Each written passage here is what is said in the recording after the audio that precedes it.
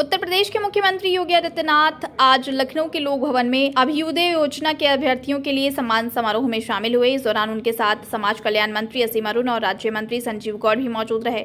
इस अवसर पर सीएम योगी ने संघ लोक सेवा आयोग के 23 और उत्तर प्रदेश लोक सेवा आयोग के 95 अभ्यर्थियों को सम्मानित किया। वहीं इस मौके पर सीएम योगी ने कहा कि कोरोना के दौरान जो चुनौतियां आई थी उसी को लेकर हमने सफलता का मार्ग प्रशस्त करने के लिए इस योजना की शुरुआत की थी।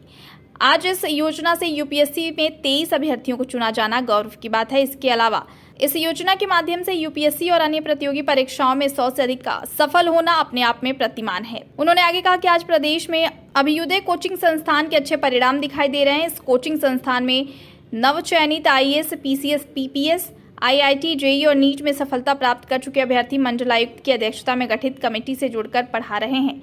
इस संस्थान से विश्वविद्यालय और महाविद्यालयों के विशेषज्ञों को भी जोड़ा गया है। वहीं इसमें फिजिकली और वर्चुअल दोनों तरह की कक्षाएं चलाई जा रही हैं। सीएम योगी ने कहा कि अब सभी 75 जनपदों में संचालित इन कोचिंग संस्थानों की गुणवत्ता को हमें और बेहतर करना है। मैं यूपीएससी में और Uttar Pradesh public service commission में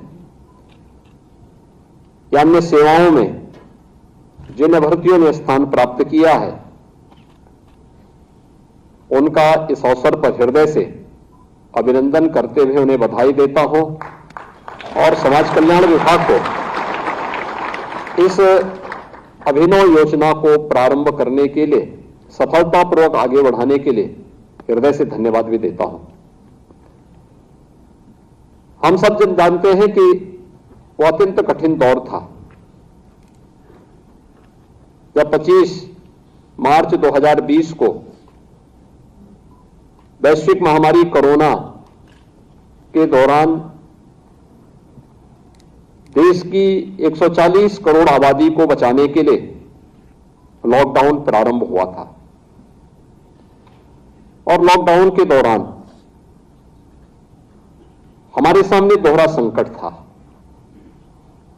एक तरफ 25 करोड़ की आबादी को किसी भी प्रकार के इन्फेक्शन से बचाना और दूसरी ओर प्रदेश के जो कामगार और श्रमिक अन्य राज्यों में कार्य कर रहे थे उनका अचानक उत्तर प्रदेश की तरफ आना और इसी दौरान प्रतियोगी परीक्षाओं की तैयारी कर रहे छात्र छात्राओं को जो प्रदेश के बाहर कोटा में, राजस्थान कोटा में या प्रदेश के अंदर प्रयागराज में या दिल्ली के अंदर प्रतियोगी परीक्षाओं की तैयारी कर रहे थे, उन्हें वहां से सुरक्षित निकालने की व्यवस्था। कोई सहयोग करने को तैयार नहीं। और मैं जानता था कि कोटा में जो लोग तैयारी कर रहे हैं ज्यादातर बच्चे टीनेजर्स हैं, कभी भी कोई घटना हो सकती है, क्योंकि अफवाह इतनी तेजी के साथ फैल रही थी। उन स्थितियों में निर्णय लेना,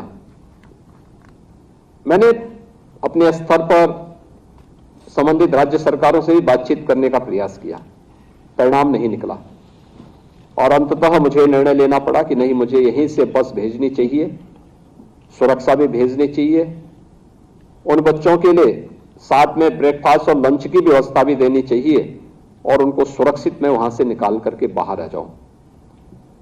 और हमारा ये ऑपरेशन सफल रहा। हम वहां से लगभग 15,000 बच्चों को सुरक्षित ला करके उनके घरों तक पहुंचाने में हमें सफलता प्राप्त हुई और फिर 15,000 बच्चे कोटा में थे, 14,000 के आसपास प्रयागराज में थे। इन सबको उनके गांव तक पहुंचाने में हम लोगों ने मदद की और उसके बाद वर्चुअली मैं इनसे जुड़ा था। मैंने उनसे इस बारे में आग्रह किया था कि आप लोग 1 महीने का क्वारंटीन था, उस दौरान 1 महीने के इस क्वारंटीन का आप पालन करेंगे। उन सब ने पालन किया और उस समय मैंने कहा कि आने वाले समय में कभी इस प्रकार का संकट आए तो संकट के दौरान हमारे सामने इस प्रकार की चुनौती फिर से ना आने पाए, इसके लिए हम लोग प्रयास करेंगे कि राज्य में ही हम लोग कोचिंग संस्थान इस प्रकार का देंगे जो केवल एक कोचिंग नहीं होंगे बल्कि जीवन के पथ प्रदर्शक के रूप में काम करेंगे और उसका नाम हमने अभ्युदय कोचिंग संस्थान रखा। अभ्युदय संस्थान रखे। अभ्युदय का मतलब सांसारिक उत्कर्ष का मार्ग जहां से प्रशस्त हो सकता हो। और सचमुच आज इसके परिणाम इस बात को प्रदर्शित करते हैं कि ये सांसारिक उत्कर्ष के ही मार्ग प्रशस्त कर रहे हैं।